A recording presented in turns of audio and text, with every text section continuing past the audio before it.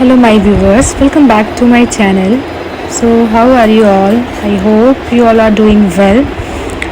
और चलिए आज हम चैप्टर 8 करेंगे द नाउन केस।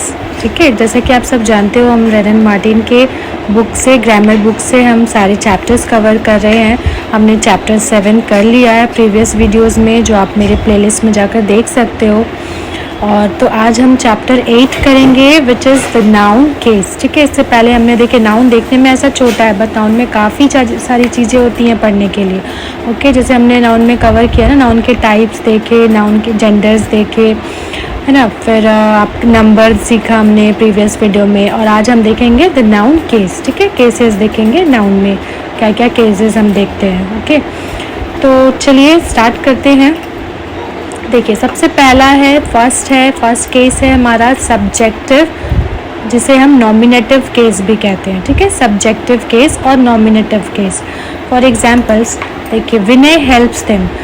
देखिए सबसे पहले क्या हम कह सकते हैं कि जैसे देखिए एक सेंटेंस में क्या होता है, सब एक सेंटेंस में क्या होना ज़रूरी है, सब्जेक्ट होना चाहिए, ठीक है, वर्ब होना चाहिए एंड ऑब्जेक्ट होना चाहिए। एटलीस्ट ये 3 होना चाहिए किसी सेंटेंस में, है ना।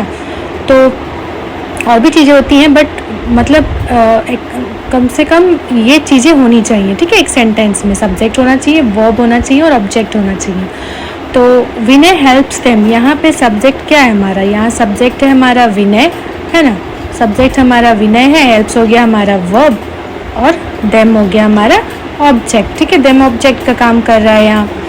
तो यहाँ हमारा सब्जेक्टिव केस क्या हो जाएगा, जिसे हम नॉमिनेटिव केस भी कहते हैं। यहाँ क्या हो जाएगा, तो विनय हो गया हमारा सब्जेक्टिव केस। ठीक है, विनय हो गया हमारा सब्जेक्टिव केस। अब दूसरा है ऑब्जेक्टिव, ठीक है, जिसे एक्यूजेटिव केस भी कहते हैं। ठीक है, ऑब्जेक्टिव और एक्यूजेटिव केस दोनों ही कहते हैं। तो ऑब्जेक्टिव केस में हमारा सिंपल आप समझ सकते हो, जैसे दे हेल्प रोहन। ठीक है, तो यहाँ दे हमारा नाउन नहीं है, प्रोनाउन है। ठीक है, ये सब्जेक्ट का काम कर रहा है यहाँ पे, है ना। हेल्प हमारा हो जाएगा, आपका वर्ब हो जाएगा, और यहाँ रोहन हमारा ऑब्जेक्ट का काम कर रहा है। ठीक है, तो यहाँ पे क्या होगा, तो यहाँ पे ऑब्जेक्टिव केस क्या हो जाएगा हमारा, ये रोहन। ठीक है, यहाँ हमारा ये ऑब्जेक्टिव केस हो जाएगा। ठीक है, समझ में आ रहा है आपको। अब देखो नेक्स्ट, अब देखिए एक और एग्जाम्पल है, they gave Rohan a ball. ठीक है, they gave Rohan a ball. अब देखिए यहाँ इस केस में, इस सेंटेंस में क्या है, ठीक है, दे तो यहाँ प्रोनाउन का काम कर रहा है, ये गेव हो जाएगा, वर्ब हो गया, और यहाँ पे देखिए हमारे पास 2 ऑब्जेक्ट है। ठीक है, देखिए यहाँ रोहन भी ऑब्जेक्ट का काम कर रहा है, यहाँ 2। जब भी इस टाइप का सेंटेंस हमारे पास आता है, देखिए ऑब्जेक्ट, किसी सेंटेंस में ऑब्जेक्ट मिनिमम 1 होते हैं, मैक्सिमम 2 होते हैं। ठीक है, तो 2 ऑब्जेक्ट हो सकते हैं कभी कभी सेंटेंस में। और ऐसा होने पर एक डायरेक्ट ऑब्जेक्ट होता है और एक इनडायरेक्ट ऑब्जेक्ट होता है। तो यहाँ पे देखिए they gave Rohan a ball, यहाँ डायरेक्ट ऑब्जेक्ट क्या है, अ बॉल। ठीक है, ये हमारा क्या हो जाएगा, ये हमारा डायरेक्ट ऑब्जेक्ट हो जाएगा, है ना, डायरेक्ट ऑब्जेक्ट। और ये हमारा हो जाएगा इनडायरेक्ट ऑब्जेक्ट। ठीक है, इनडायरेक्ट ऑब्जेक्ट हो जाएगा रोहन। ओके, तो इस तरह से सब्जेक्टिव और ऑब्जेक्टिव हमने समझा। ओके, आई होप आपको समझ आ रहा होगा। फिर अब देखिए थर्ड है हमारा पॉजेसिव और जेनेटिव केस। ठीक है, पॉजेसिव और genitive case. For example this is Vinay's car. ठीक है, पॉजिटिव और जेनेटिव केस में क्या होता है कि इसमें हम इसमें क्या होता है कि ये हमें डिनोट करता है पोजीशन को, ओनरशिप को, बिलोंगिंगनेस को और ओरिजिन को। ठीक है, मीन्स कोई चीज़ किसका है वो चीज़ यहाँ पे डिनोट किया जाता है, इस सेंटेंस में हमें देखने को मिलता है। For example this is Vinay's car, या कार किसकी है, तो विनय की है। ठीक है, तो विनय's कार का ओनर है यहाँ। ठीक है, दिस इज़ विनय's हाउस। ठीक है, ऐसा हम बोल सकते हैं। तो विनय का घर किसका है, विनय का। ओनर कौन है घर का, ओनरशिप किसका है, विनय का। ठीक है, तो इस तरह से हम यहाँ पे पॉजेसिव नाउन देखते हैं। Possessive means which denotes position, ownership, belongingness और ओरिजिन। ठीक है, तो यहाँ पे ये हो गया हमारा, इस सेंटेंस में ये नाउन हो गया हमारा पॉजेसिव केस। ठीक है, नाउन का पॉजेसिव केस हो गया ये। ठीक है, क्योंकि ये हमें पोजीशन बता रहा है, या फिर ओनरशिप बोल सकते हैं, या बिलोंगिंगनेस बोल सकते हैं। ठीक है, ये हमारा यहाँ पे डिनोट कर रहा है। अब देखिए फॉर्मेशन ऑफ पॉजेसिव केस, ठीक है, पॉजेसिव केस का फॉर्मेशन कैसे होता है, तो उसके भी अलग अलग सिचुएशंस होते हैं, केसेस होते हैं। फॉर एग्जांपल देखिए फर्स्ट केस होता है जैसे in singular nouns the position case is formed by adding to the noun, adding apostrophe S to the noun, ठीक है। तो ये जो अपोस्ट्रोफी एस है वो ऐड करते हैं हम सिंगुलर नाउन में, ठीक है, पॉजेसिव केस में। कैसे, तो देखिए द बॉयज़ बुक, ठीक है, बुक किसका है, बॉय का है, तो the boys book, the Kings crown, ठीक है, द किंग्स क्राउन, क्राउन किसका है, किंग का है। तो यहाँ पे का पॉजेसिव अपोस्ट्रोफी एस का यूज़ हम कब करते हैं, ठीक है, अपोस्ट्रोफी एस का यूज़ हिंदी में बोलते हैं ना, का, के, की, ठीक है, कोई चीज़ किसका है, किसकी है, ये बताने के लिए हम अपोस्ट्रोफी एस का यूज़ करते हैं। तो यहाँ जब भी ऐसा हमें सिंगुलर नाउन्स मिलता है मोस्टली और उसका पोजीशन बता रहे हो, पॉजेसिवनेस दिखा रहे हो उसमें, तो वहाँ पर या ओनरशिप बता रहे हैं, तो उस केस में हम अपोस्ट्रोफी एस लगाते हैं। जैसे ये बुक किसकी है, तो उस लड़के की है, तो द बॉयज़ बुक, ठीक है, the Kings crown. I hope आपको क्लियर हो रहा होगा। चलिए अब नेक्स्ट पॉइंट्स पे चलते हैं। नेक्स्ट पॉइंट्स है हमारा, देखिए when a plural noun ends in s, ठीक है, the possessive case is formed by adding only an apostrophe, ठीक है। जब प्लूरल नाउन भी जब एस पे एंड होता है तो वहाँ पे देखिए यहाँ केस डिफरेंट हो जाता है। For example the boys book, ठीक है, अब जब सिंगुलर में हम बता रहे हैं कि ये बुक लड़के का है, तो किसी लड़का का है, सिंगुलर में जब बात हो रहा है बॉय बोल रहे हैं, तो बॉयज़ बुक हम यहाँ लगा सकते हैं अपोस्ट्रोफी कॉमा देकर एस लगा सकते हैं।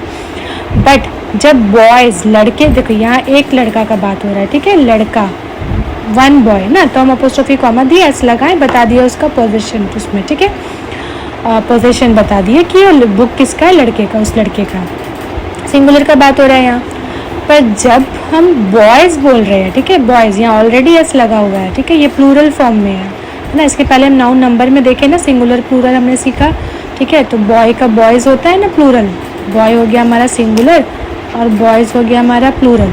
तो जब बॉय का पोजीशन बताए तो हम तो सिंपली यहाँ अपोस्ट्रोफी एस देकर बता देंगे कि ये बुक या ये चीज़ इसका है, इसकी है। बट जब ऑलरेडी वहाँ एस लगा हुआ है, वो ऑलरेडी बॉय प्लूरल फॉर्म में है, तब हम वहाँ उसका पोजीशन बताने के लिए क्या करेंगे, हम वहाँ अपोस्ट्रोफी एस नहीं लगाएंगे, ठीक है, अपोस्ट्रोफी सिर्फ कॉमा देंगे, एस नहीं लगाएंगे, ठीक है।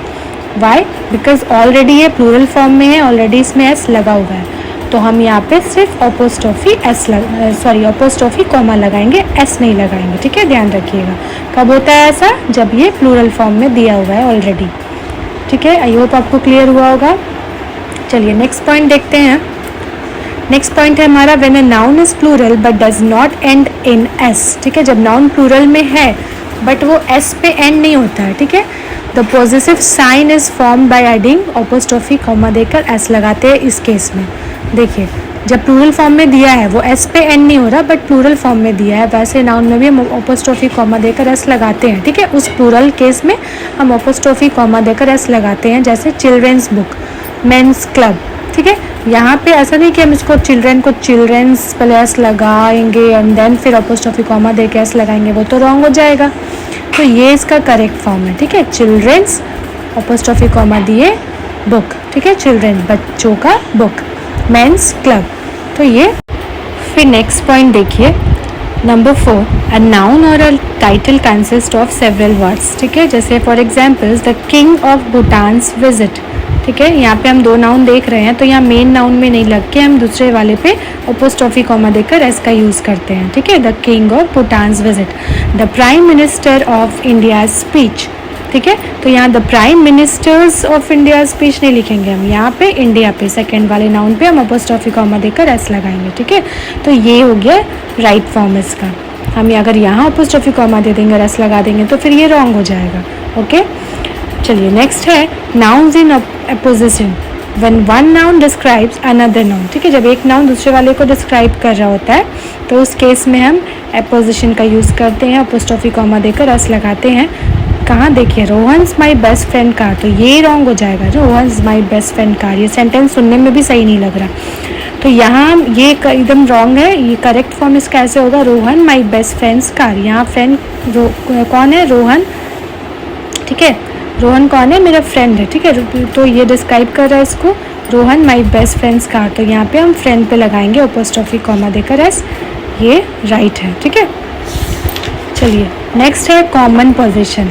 देखिए कॉमन पोजीशन क्या होता है, कभी किसी एक चीज़ का जब रिलेशन दो लोग से है तो उस केस में हम अपोस्ट्रोफी कॉमा देकर मतलब अपोस्ट्रोफी कॉमा दोनों में से किसी एक में देते हैं, किसी एक नाउन में देते हैं। जैसे मान लीजिए रोहन एंड प्रियाज चिल्ड्रन, ठीक है। When we talk about the children of Rohan and Priya's, तो हम ऐसे कहेंगे रोहन एंड प्रियाज चिल्ड्रन, ठीक है। जब ये कॉमन है, दोनों बच्चे इन दोनों के हैं ना, मान लीजिए if they are husband and wife, तो हम उस केस में रोहन एंड प्रियाज चिल्ड्रन नहीं कहेंगे, ठीक है। दोनों में अपोस्ट्रोफी कॉमा देकर एस नहीं लगाएंगे, ये रॉन्ग हो जाएगा। ओके इसका करेक्ट फॉर्म क्या होगा? तो रोहन एंड प्रियाज चिल्ड्रन, दोनों में से किसी एक में लगा देंगे हम अपोस्ट्रोफी कॉमा देकर एस, बिकॉज इनमें कॉमन पोजीशन है ना। तो हम दोनों में से किसी एक में लगाएंगे अपोस्ट्रोफी कॉमा देकर एस, तो ये सही हो जाएगा ना, ये सही हो जाएगा, रोहन एंड प्रियाज चिल्ड्रन। फिर नेक्स्ट देखिए सेपरेट पोजीशन। जब ये सेपरेट एंटिटी है, for example Riyan's and Riya's children, ठीक है। अब मान लीजिए कोई बच्चे हैं, मान लीजिए मेरे पास कोई ट्यूशन पढ़ने आ रहे हैं, दो बच्चे हैं, ठीक है, और एक रियान के है एक रिया के है, दोनों सेपरेट एंटिटी, दोनों है ना, दोनों अलग अलग दोनों के बच्चे हैं। तो हम उनको एक साथ नहीं बोल सकते ना, एक में कॉमन एक में अपोस्ट्रोफी कॉमा देकर ऐसे तो नहीं लगा सकते कि Rohan and Riya's children, no, ये रॉन्ग हो जाएगा। तो यहाँ पे हम यहाँ देखिए बिकॉज ये सेपरेट पोजीशन है, इसलिए हम यहाँ रियान्स एंड रियाज चिल्ड्रन लगाएंगे, बोलेंगे, ठीक है। दोनों में अपोस्ट्रोफी कॉमा देकर एस लगाएंगे, ये करेक्ट होगा। हम रियान एंड प्रियाज या रियाज चिल्ड्रन नहीं कहेंगे, नहीं तो फिर से तो ये कॉमन पोजीशन वाला बात हो जाएगा ना, ये रॉन्ग हो जाएगा। तो हम जब यहाँ सेपरेट पोजीशन का बात आता है तो हम यहाँ रियान्स एंड रियाज चिल्ड्रन कहेंगे ना, दोनों में अपोस्ट्रोफी कॉमा देकर एस लगाएंगे, ठीक है। फिर है, अब देखिए यूज़ ऑफ पॉजेसिव केस। अब कुछ यूजेस देखते हैं इसके ना डिफरेंट सिचुएशन पे। फर्स्ट देखिए in living things, living things में देखिए पॉजेसिव केस का यूज़ होता है ना, अपोस्ट्रोफी कॉमा देकर एस लगाते हैं, बट नॉन लिविंग थिंग में नहीं लगाते हैं। देखिए for example Rohan's book, it means Rohan का बुक, तो इसको ऐसे भी लिख सकते हैं रोहन्स बुक अपोस्ट्रोफी कॉमा देकर एस, या फिर द बुक ऑफ रोहन भी लिख सकते हैं। बट नॉन लिविंग थिंग्स में द बुक्स कवर हम ऐसे नहीं बोल सकते, इसमें books cover, book non living thing है, हम यहाँ अपोस्ट्रोफी कॉमा एस नहीं लगाएंगे, हम ऐसे कह सकते हैं the cover of the book, ये सही है, ये रॉन्ग है, ठीक है। बिकॉज नॉन लिविंग थिंग में अपोस्ट्रोफी कॉमा एस नहीं लगता, हम इसे ऐसे कह सकते हैं the book of, the cover of the book, हम यहाँ ऑफ का यूज़ करेंगे, ठीक है। का के की ऑफ का मतलब भी तो का वही होता है ना, तो हम यहाँ ऑफ का यूज़ करेंगे, अपोस्ट्रोफी कॉमा देकर एस नहीं लगाएंगे नॉन लिविंग थिंग पे। ओके आई होप आपको क्लियर हो रहा होगा। अब नेक्स्ट देखिए इन पर्सोनिफाइड ऑब्जेक्ट्स, ठीक है। पर्सोनिफिकेशन भी आपने देखा ही है, प्रीवियस वीडियो में मैंने समझाया भी था, जब हम नॉन लिविंग थिंग को लिविंग थिंग जैसा ट्रीट करते हैं ना, तो उसे पर्सोनिफाई करते हैं, उसे ही पर्सोनिफिकेशन कहते हैं।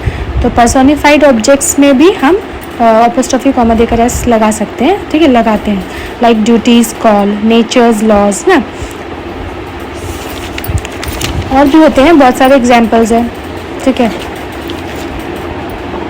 फिर देखिए नेक्स्ट नाउन्स ना, जब नॉन लिविंग थिंग वाले नाउन्स होते हैं तो when they denotes time, places, है ना, स्पेसेस और वेट्स, उस टाइम पे भी, उस केस में भी हम पॉजिटिव नाउन का यूज़ करते हैं, अपोस्ट्रोफी कॉमा एन एस का यूज़ करते हैं। For example a week's holiday, India's population, sari's length, ठीक है, इस सारे केसेस में भी हम अपोस्ट्रोफी कॉमा एन एस का यूज़ करते हैं, ठीक है। और नेक्स्ट एंड लास्ट केस है, देखिए इन सम फ्रेजेज एंड इडियोमेटिक एक्सप्रेशंस, ठीक है, कुछ फ्रेजेस में और इडियोमेटिक एक्सप्रेशंस में भी हम अपोस्ट्रोफी कॉमा और एस का यूज़ करते हैं, है ना।